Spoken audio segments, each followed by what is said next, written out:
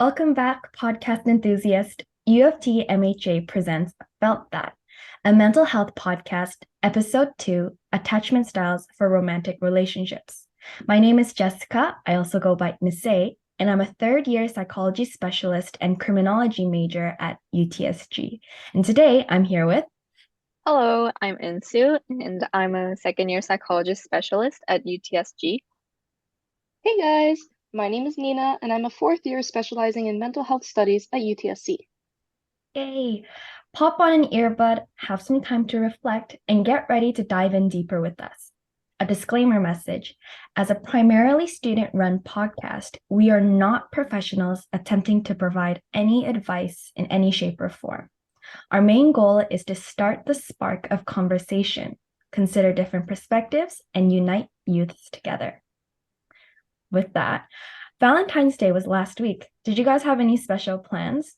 For me, my partner is currently serving his time in the Korean military, so we couldn't do much together because we're long distance, and we don't get much time to communicate.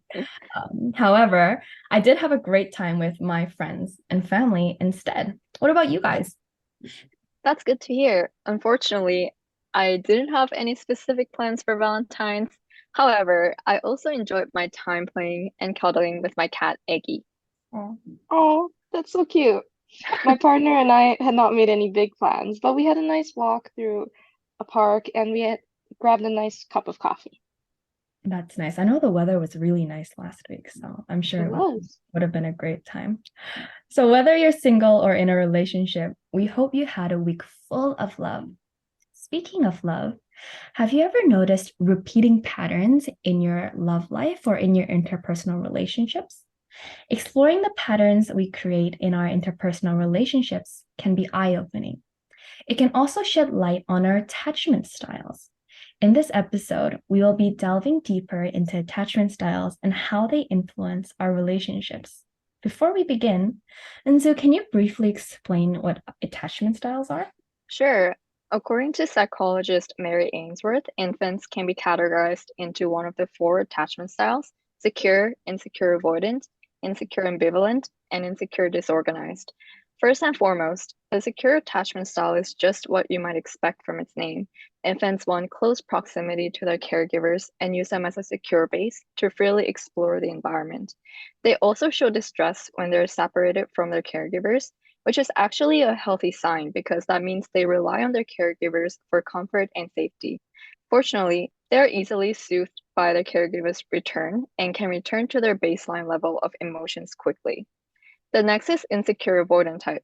Infants with this attachment style show much less reliance on their caregivers for comfort or security. Consequently, they exhibit avoidance behaviors toward their caregivers. This type is often associated with a prolonged absence of their caregivers, which further pushes them to gain independence and learn self-reliance behaviors. Irritable and intrusive parenting is another contributing factor. Interestingly, one study showed that before their infants were born, parents of this type were observed to show anger rather than concern when they watched a videotape of a baby crying. Next is the insecure resistant or insecure ambivalent. This one typically arises from inconsistent and unaffectionate caregiving. Imagine that the one person you care about so much sometimes ignores you, but then shows affection at other times. You probably feel anxious because of that uncertainty about what kind of response you will get this time. And this is exactly what happens with ambivalent infants. Their preoccupation with their caregiver's availability makes them extremely distressed at separation, and they're also much harder to soothe when they're reunited with their caregivers. The last attachment style I will talk about is insecure disorganized. Neglect and abuse are the main factors of this attachment style. As the name implies, their behaviors toward their caregivers are highly disorganized, meaning they may seem tense or even fearful about their caregiver's presence. Maternal depression has been associated with this type, as infants are less likely to have quality mother-infant bonding and will engage in lower social engagement. What's notable about this type is that rather than seeking comfort from their caregivers, the infants often engage in repetitive behaviors to soothe themselves at times of distress. As you may have noticed, attachment style is heavily dependent on parental sensitivity, the expression of warmth and contingent responses from caregivers. If a caregiver is emotionally unavailable or even abusive, it may have an adverse effect on the infant's social development. It is not only the familial relationship that is impacted by the early caregiver infant experiences, but it can be expanded to other dimensions of interpersonal relationships, such as romantic relationships. So, Nina, could you expand on how attachment styles manifest in romantic relationships? Sure. One way these show up in relationships is through the beliefs people hold, like the belief that you must be satisfied with your partner in all areas of a relationship. A paper by Stacker and Bursick found that compared to secure attachments, people with insecure attachment styles held more irrational beliefs on romantic relationships, that partners cannot change, that the sexes are different, that disagreements are destructive, that mind reading is expected, and sexual perfectionism. So let's break each of these beliefs down to see how they affect relationships. First, a person might believe their partner cannot change themselves or their relationship quality, and as a result, they may be less likely to attempt to resolve conflicts. But people can and do change all the time. Next, people sometimes view men and women as differing dramatically in personalities and relationship needs.